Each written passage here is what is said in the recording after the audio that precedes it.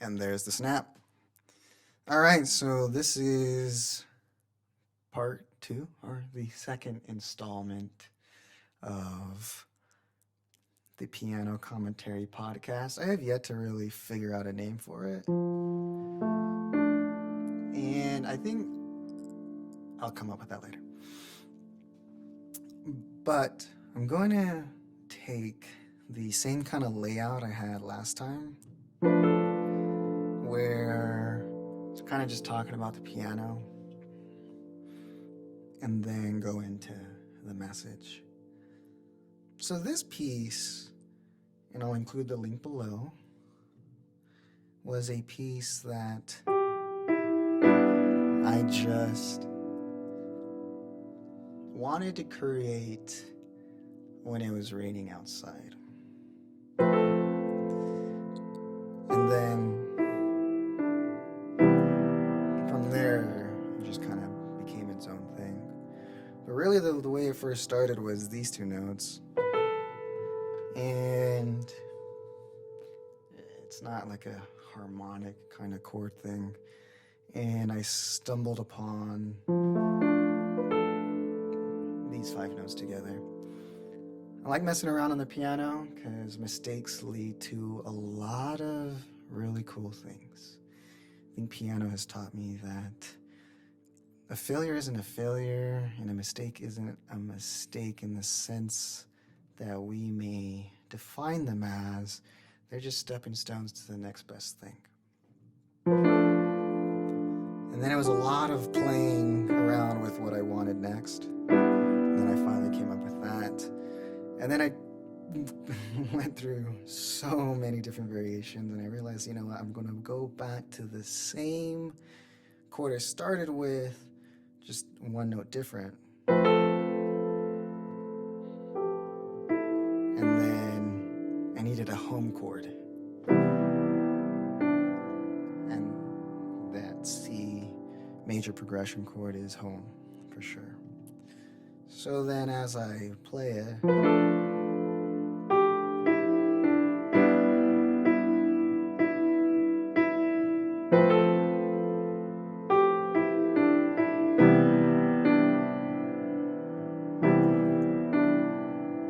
when it's raining, it's nice. I can just mess around with what I want to play.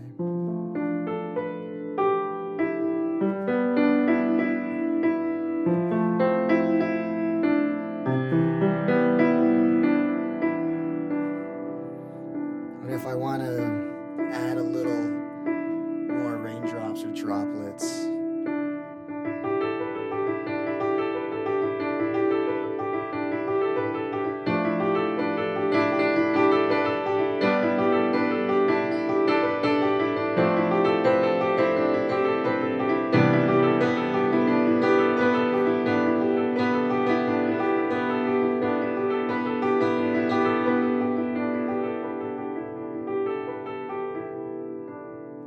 so this is the chord progression I'll be playing in today as I get into the message of the day, which I feel like is going to happen sooner than later.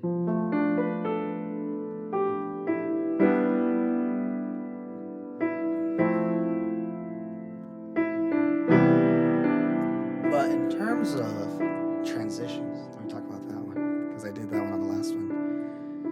I have yet to figure out a song to transition into this one, just because these 2 notes, I have yet to find a song that kind of ends in kind of this area of the piano, or this area of the piano. So this may be just my intro piece whenever I do a recital. And then I'll have it lead into another piece, which is the first piece I ever created, because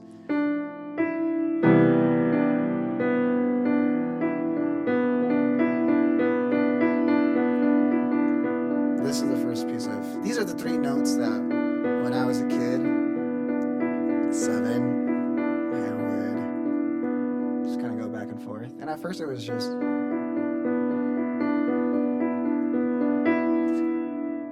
remember my older brother teaching me that Jimi Hendrix, when he would practice, he would isolate just three notes or three chords. I think it was three notes. And he was only allowed to practice with those three notes and try to come up with as many variations with those three notes. And so as a little kid, I was like, well, I can go up and down or down and up. But how about I bounce through? And with that one, I really liked that. And I was like, I'm gonna just keep this and let's see what I can add to it.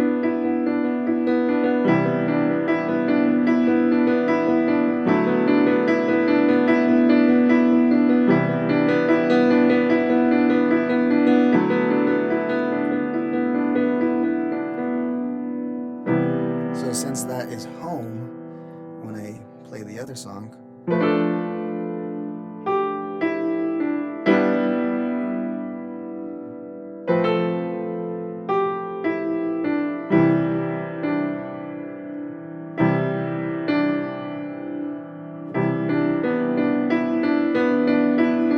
I can transition into it.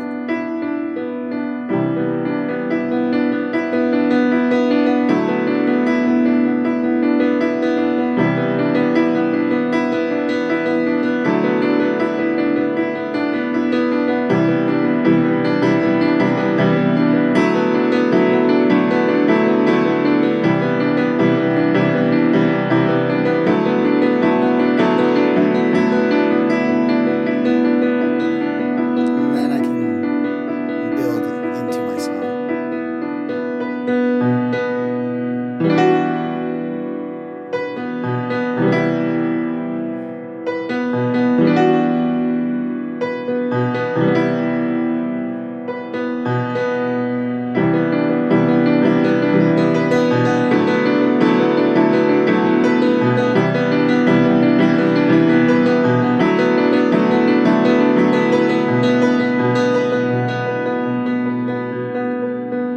Adding the B's was something that didn't happen until like 10 years after.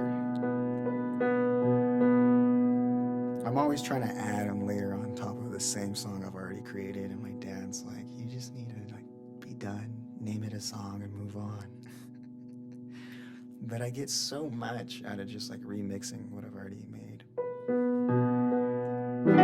So this is how that came about. And because I like to transition into other stuff, it brings me right back to.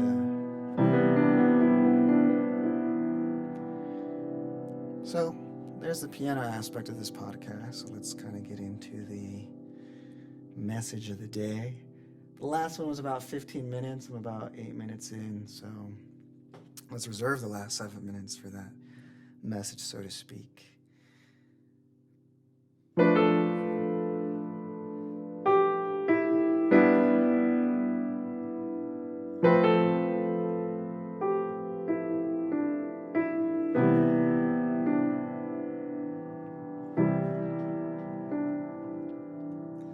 I was in my studies of reading anything and everything that has to do with teaching me about me. And in that, one of the message was that, based on and all the information I give them of who I am, date of birth, time, location, everything else. In that, it said that, and I'm going to use this as an example for the message.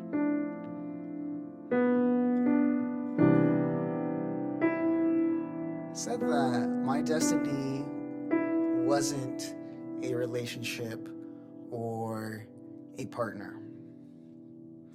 And to me, when I read that, that was so relieving. Because we are so programmed to desire that. At least I have been, and I come from a state where that's kind of the norm. You get married young, you have kids, and you do the family thing. And even my dad pressures me on that.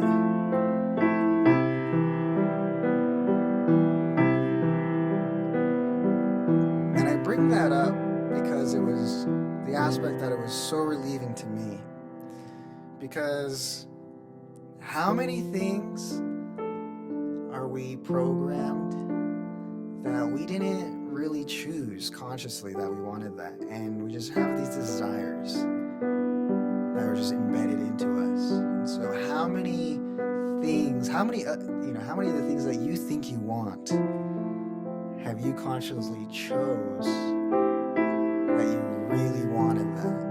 And there are things that I've been programmed with that I'm gonna keep. I've looked at that and I was like, yes, I was definitely taught to believe that, but I'm okay with that one. I like that one,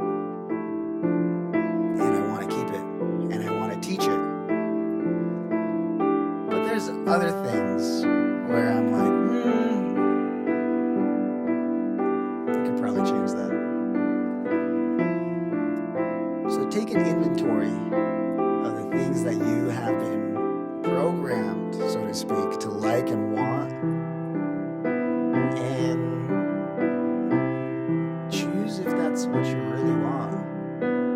Like I said, some of those things you will, some of those things you won't. And some of those things you'll define it and redefine it in a way that fits and suits you. Because I've had that happen too. Where I'm like, well, I don't agree with either extreme, so I'm just going to make a middle ground of this and kind of paint it this way.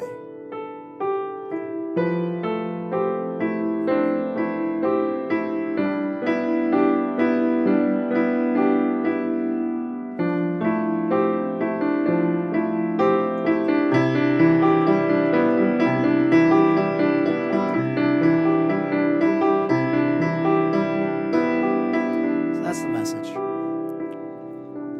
We are programmed by society, our parents, our family, anything we look at on Instagram. So take inventory of all of that and really consciously decide if that's what you would like. And that's cool if that's what you want. Like, if you're into it, you're into it. More power to you.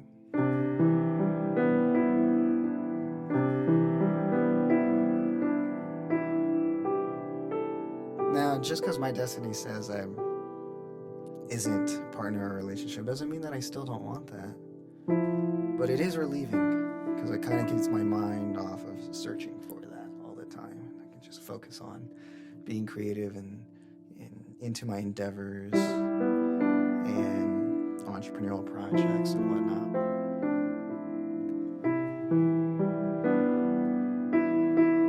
Which kind of just led to another thought, which is, have the ideas that have been programmed into your head, are those distracting you from the ideas that you want to pursue or embed in your own mind?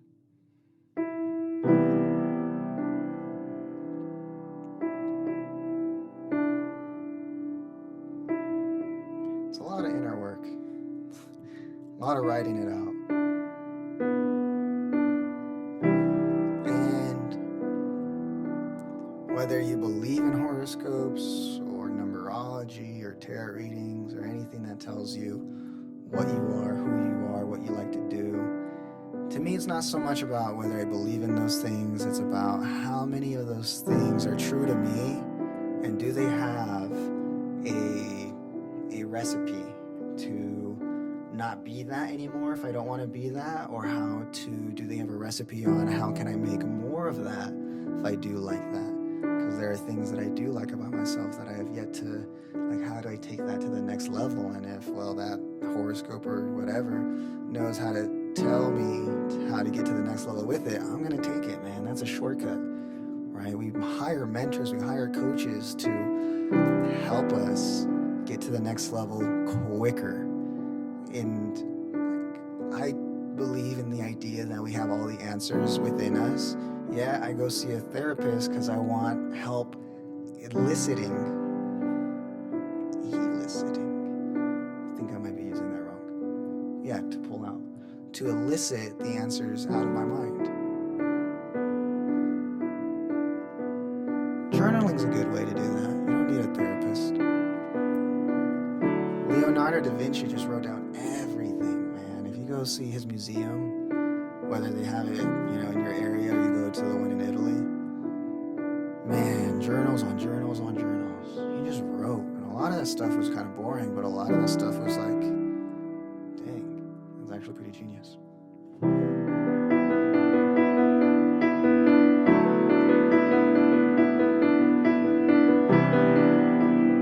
I appreciate you listening.